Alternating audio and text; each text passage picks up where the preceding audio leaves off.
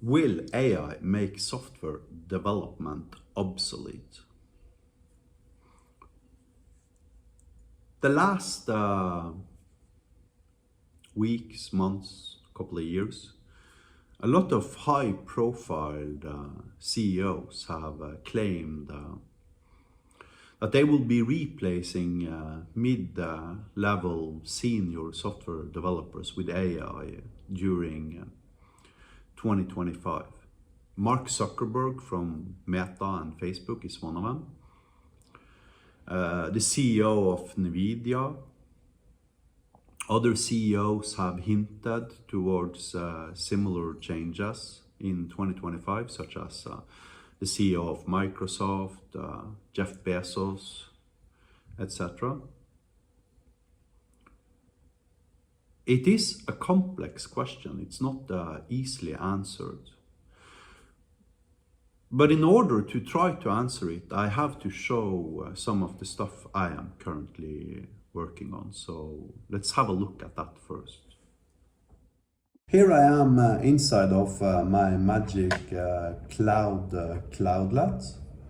Now I've already installed this Chinook database, and you can have a look at its schema here, but I could really at this point have used any database I want to.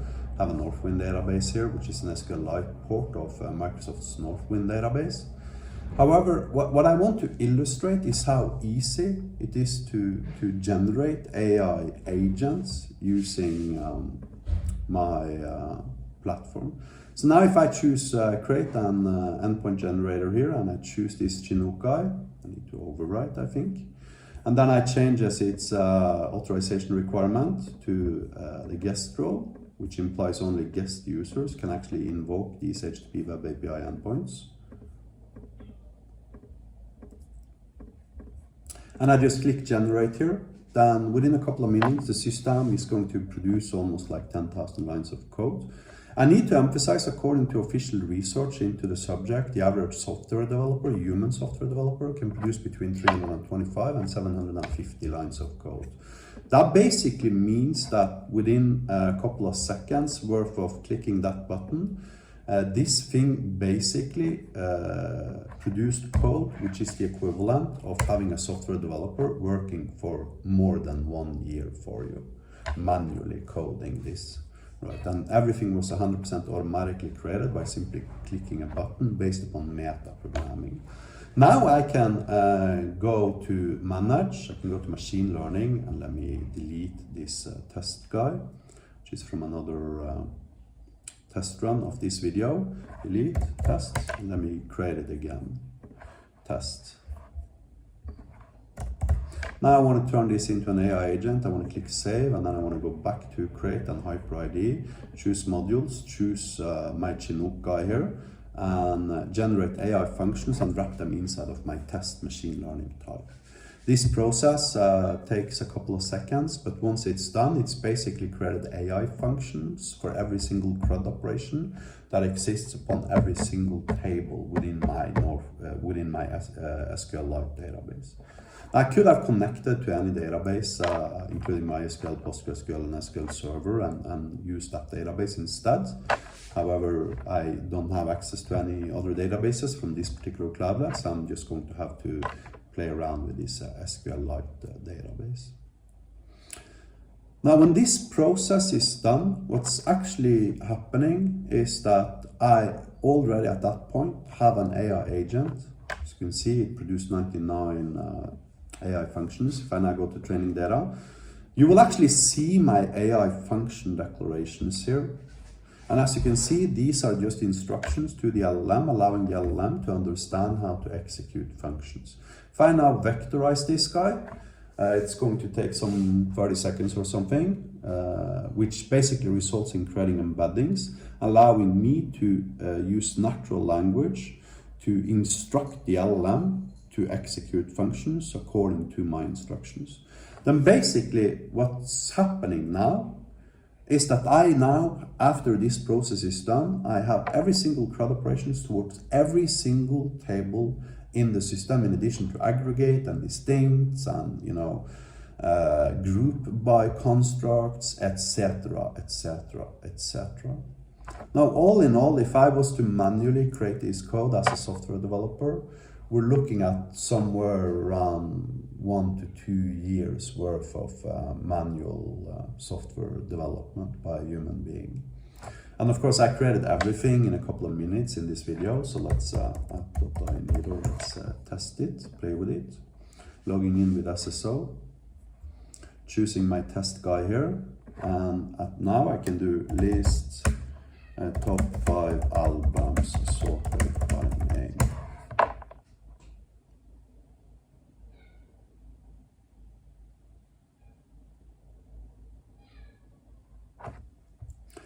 And now you can see I can already access my database. If I go back now to the cloudlet, I go to create, I go to SQL Studio, and I choose this Chinook database, and I click SQL view. I can now use natural language.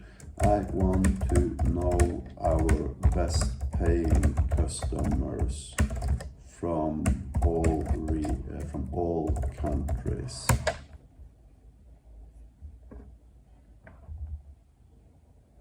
Now I have an SQL which I can execute that actually accomplishes what I just told the AI I wanted to accomplish.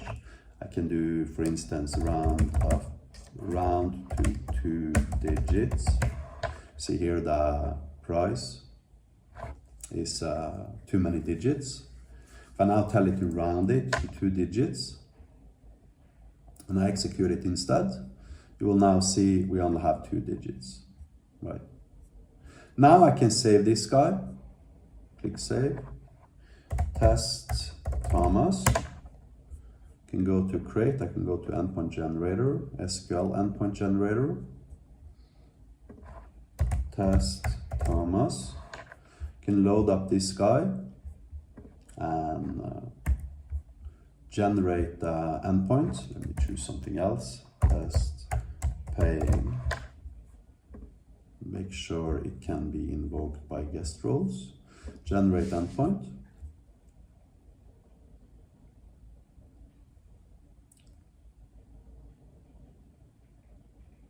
Now I can go back to HyperID. I can choose modules, Chinook, filter on best paying. I can click the flash icon here, associated with my machine learning type.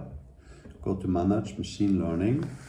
Click vectorize again, which will create embeddings for the last remaining unvectorized snippet, at which point I can tell it I want to know our best paying customers. I'm not sure if this is going to overflow the context token window of OpenAI, but let's see.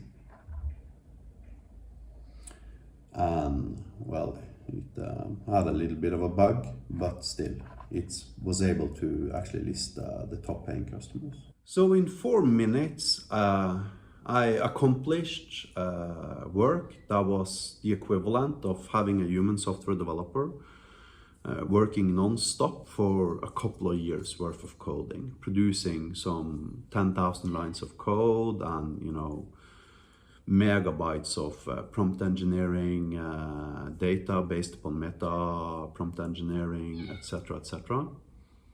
Now, will this in its entirety replace the requirement for software developers? Or will AI in general replace the requirements for having a software developer? Personally, I don't think so. I mean, nobody knows. Mark Zuckerberg doesn't know either, even though he seems very confident when he states these things. But fundamentally, nobody really knows. What it is going to do, it is going to significantly help us software developers. That is a fact. Because it so significantly lubricates the process of creating software, making us more efficient, that it becomes almost absurd to not use it. However, at the end of the day, you still need to have a technical mind. You still need to know how to ask the AI to produce the correct result. You still have to know what I refer to as super logic, which seems to be a skill that for the most part, software developers are exhibiting exclusively because of our minds are used to thinking about processes and algorithms and things like that. So I don't think that most normal people, non-software developers, will be able to completely replace that requirement for a super logical brain in any ways whatsoever. However, the software development industry is changing, and it's changing extremely fast. And the changes we see ahead of us aren't changes we have historically seen anything resembling previously. So, will software development as a profession be completely obsolete? I personally don't think so, because it's not about what we do and the end result, it is about our thinking processes in order to produce the result we want to produce. And that requires a very, very special type of brain. That requires a brain who has a lot of experience related to formally communicating requirements. And that's not something that is within the means of 100% of the world's population. And that's my take on it.